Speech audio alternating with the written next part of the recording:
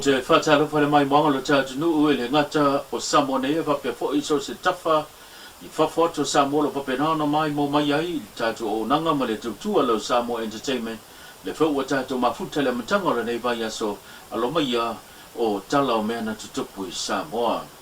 E momo atu I tātu tala mai le matanga luenga o leo leo I oso whainga sa whatau teia le matanga luenga o leo leo I le amatanga le nei masina o iuni I leo na aso se furu ma le lua o lena la tu tau fia mai inise ma fo mai I tulanga o fala au whasaina.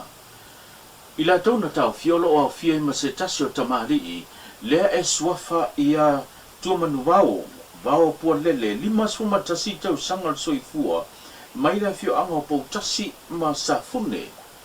O lea tama po le fo I tamari I sa tau vai le whainga panote le solusu ma le iwa o kuso tau sangan se mbaya tunei panote tele mo le tuma lo fale a lili numero tasi I lalo ia o le vaenga wha upo whai po le fua le vaenga ua whai ngoina o le Samoa wa poto lena te ia e le sao whapito le fioma me Naomi mata afa o le se tasi o tamali wailonga lo na sao e le tūlanga o le te ia ma soson yatu le I tupulanga televau mo ngā wenga whawaitemi a toa o se tasi fo I o tama Wai longa fo I lona sao tūlanga o pisinisi māti nae.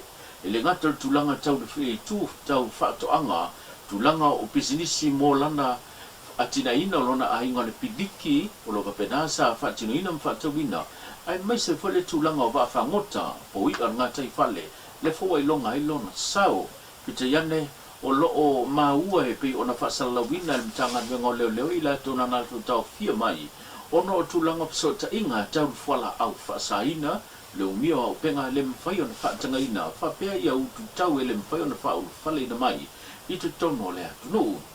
O loa au fiai o ia mai I la tau o le na whaalawi loa whaalawi tele mtanga luenga leo leo I le nei masina. I o la tau wata a toi fōui ma la tau swafa mai ngō a fio anga, e malanga mai ai, pe whaamautu ai, ono o le tūlanga o whala au whaasaina. O se tule e pe ona whata I ai fo I le tua tele I na ua maua I le ata o whaasalawina le matanga luenga leo leo ono se tasi le ngatan tau ba I le whainga pānota lena se mawai atu nei au se tasi fo I wailonga lona sao I ngā luenga whaawitemi a le tumalo whale a lili e pe ona ia malanga ai e tau awe mataita ia le tele o malanga I nisi o tau sanga. I nisi o tātou tala Ua whailo manino e le minista o le mtanga luenga soi fo maloloina o ia fo'i o le minista o whale maile fionga wao ao o salwa lo malo lo fipo a ngai I le whaipule o le tu malo o whale la taima samatau e le whaingo fie le finanga sa iai o le tamu whainga leo le sa ilia leo o se vaenga e patino tonu pe ofo ina mai e se tasi po nisi fo'i o le I tu malo e whaatino ai I le whale mai I le tumalo e pei ona tālo sanga mawhina wina e le fio ngā lupe matasila ngal malamana tolonga tā tile li a o le tofi o le tumalo pale la taima samtau o sa wililinga nei o le sau noanga le fio ngā ia wao ao I le whanotanga le pālemene I le amatanga o le nei iwa yaso o se wapuponga le nei. Ngamu mua e tauno whailo atu I lau fio ngā e maisfo I le malo le tato usunga whono. O le whale mai o whala taimi samtau. Ua whaalua o na saili le whanua. Alua ile lua se lau afe I le tio tek e mwhai o na mautino pe te tau o na whai ai se whale mai I posi whanga e taiane e vaia. O na toi lafo mai le I samatau. Ua afo fua le atala whiangai pe taiane na te ele ai ngai hona le whanua. O le vaenga lona tonu lau fionga le whangwhitalai e le fo ile se I lau sila fia I le fionga I le suyo malu. No o mai se tasi o ainga I samatau ua maua le whanua. Peita iane, sa fautua ina le mtanga luenga. E o e toi whai se ai inga I mauti noa. E le ngata o le whanua tuma oti, freehold land. Ai ia mawhai una saini mai ila fionga I le la tau whaipule ma le tele un tamali ma o le ua mātou maua ina o le vai aso nte au nei tātou to ai tau nuu ai ona na o mai fo I whawhanua tuina atu I le mtanga luenga I pūle whanua ma fuanga whanua e leo ngā tusa le suafa ma le tūlanga tonu iai le whaafanua. Ia nasa whai fo isi na whautuang. Ma le alaua o mai taimi nei. Ia le alaua iai le whaamoemoe. Le whaanganga o lo iai taimi nei. Ia maolaua ngā lue mai iai. Ia le ila tau le tauna. Whaatasi ma le tātou ntanga luenga. Ina ia tala whianga i leile whale mai mo le tātou ai tu malo. Inisio tatu tala ua whawhetei e le teitai o le tuanga i le whianga tu le pasai le madia le ngoi. Le saunoanga le teitai o le atunu o i fo le pa le mia.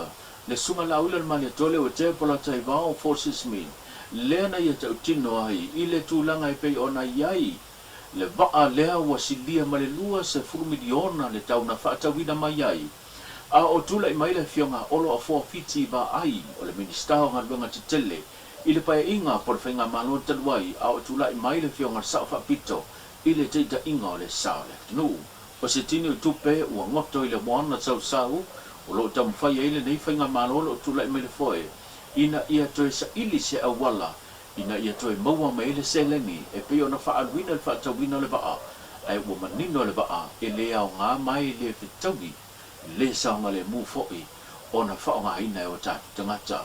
O se waupuponga nei o le saunanga le whionga tuilepa.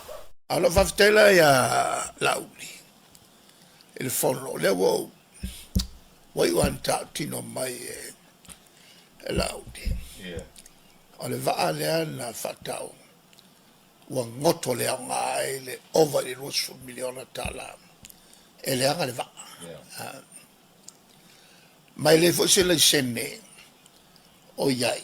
E mawhai o na ave iai Australia e whalau e sai.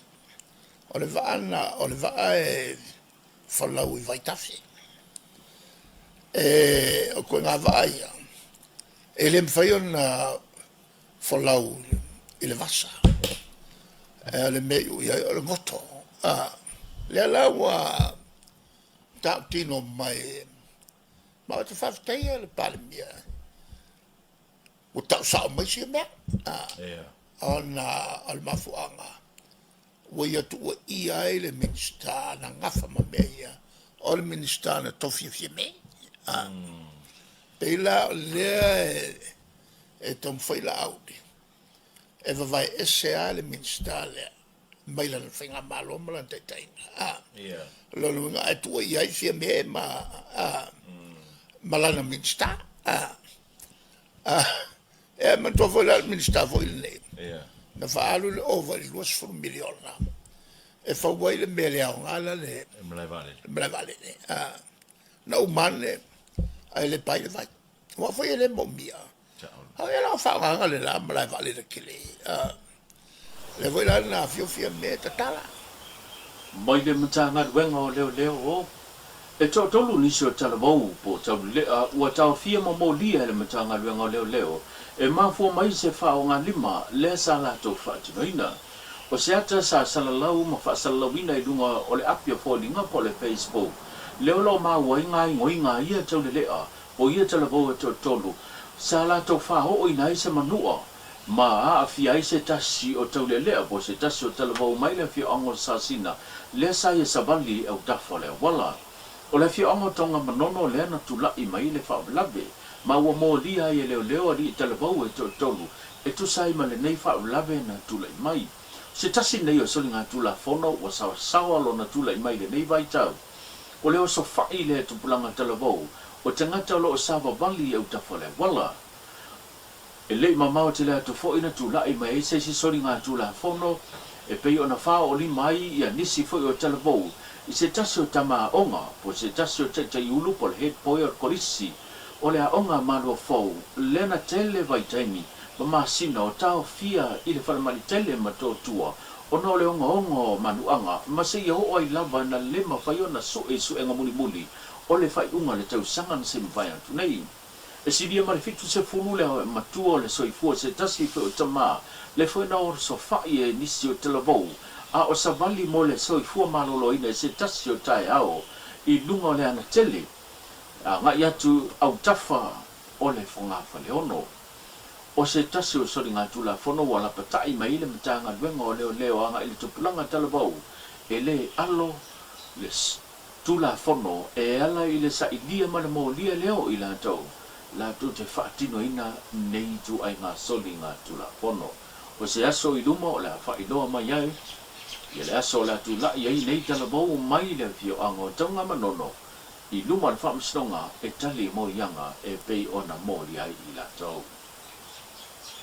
ma le tatou tala mulimuli ua saunoa le taʻitaʻi o le tunuu i le fonotaga a le palemene i le amataga o lenei vaiaso e faafetaia ia le filifiliga a se tasi foʻi o aiga e pei ona iai le faiʻuga le vaiaso se tasi o faalologa i le aiga e suafa ia mataafa e pei ona faheʻe atu ai le suafa lea mataafa agaʻi le fioga le tupufia o ia foʻi o le tofi o le itumālō faleata numera tasi le fioga faumuinā o papo sonaneti o se vaenga lenei o le saunoaga le fioga lauli le maliatoa le uetea po la taivao po sismi i tutono o le fonotaga a le palemene Samoa ona faiva i aiga o aiga o tupu aiga o nofo aiga o papā aiga ma tama ma aiga o le foʻi na maua le vaiaso na tea atu nei ua aʻe le faalelega fulu a se tasi o aiga tāua le sia Samoa aiga sa matafā io latou faiva lo filima le aiga o mataafa ina ua aʻe le faalelega fulu e maua le nofo au tasi le filiga auā le faamoemoe sa mo lava ia ua uma na tofi ua iloa tama ua iloa aiga ae manatu o le tatou te fono usu i le mafai ai no miomia faaniu o le ale ua le maua Samoa a leise nuu e leise tupu a lei foʻi se tupu e leise nuu a pe lo se tala faamalo atu pai o le aiga o mataafa i gauna gafa mo na paolo mo na gafa e fia o na gafa tautupu mo na gafa tautamaliʻi e malua ia Samoa ua faamalo le fai o le faiva o loo tapua ia aiga e fia o Samoa ua lautou filiga ui o lea afetai le atua ua taulau o le faamoemoe o le matou tatalo foʻi ma le faamanuia lenei foʻi vaitau ua nofoa o tavita ua lau afioga le tupufia faamuinā o papo ia o le faamanuia na leitu o le tatou mota taulunga tatou tala pe ona tatou mafuta le mataga o lenei vaiaso tatou kilaʻi le asa tamusesi papopoga soifua